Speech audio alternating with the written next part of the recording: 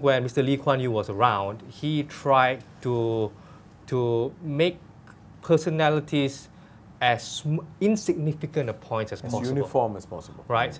And that's because for him it was the party. You're voting for the party, not for the candidate.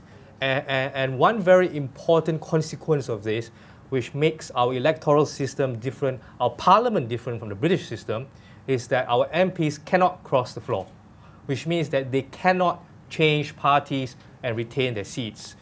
In the UK, you can, because you're voting for the personality. Whereas Lee Kuan Yew said that when you're voting for a candidate, you're voting for a PAP candidate, which means that if he crosses the floor, he's no longer a PAP candidate, which means he loses his seat. Now the question is whether post Lee Kuan Yew, personalities will become more important, as it was in the beginning in 1959, in the 60s, where the personalities of the candidates were as important, if not more important, than the party they come from. I take your point. I just want to clarify something. By personalities, it does not suggest that you are moving towards performance. You know, stage performance, and you know, I don't think that's what we look. We want to know what they stand for. But there will be a bit of that. No, sure. But I think sometimes there's this, when you talk about personalities, we want to understand personalities. There's the fear imposed that then you're promoting charlatans.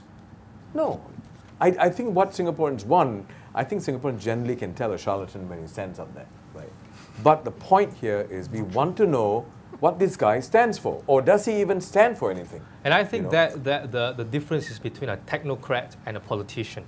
So I think for a long time, the political system had, in a way, fossilized into such a state where the people that were being put forward were technocrats, not but politicians. Calvin, let's put all that aside. That's the past.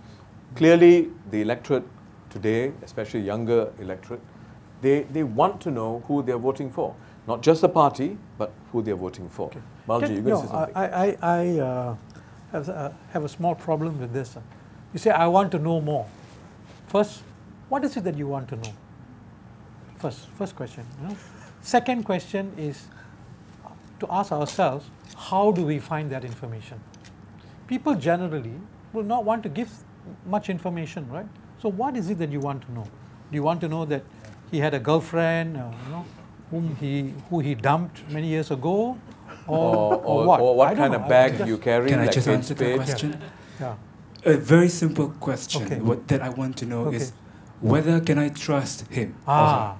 You see, and how that is. How do you trust a person? I mean, you create conversations. You get to know the person. Something very impossible. Even spouses cannot trust each other these days. They don't even know. That's why we have divorces. After so many years of marriage, right? How do you do that? How do you know that you trust somebody? Now we're getting to the nub of the issue, right? Okay. Yeah, now is different from last time, because right now, for the last 4-8 years, social media is there. Ever since Facebook was there, ministers come on board, and we actually, a lot of us will actually follow, whether it's pro-PAP or anti-PAP, we still follow all these ministers to see what they say. So the substance, what they say, matters most now. So whenever an MP says something that is totally, not by the book or something like that, and then that's where the problem starts. And right now, the ruling government has to be very careful. It's not like last time where the Straits Times will give you a very glossy picture. We got nothing else to back up on. But today is different.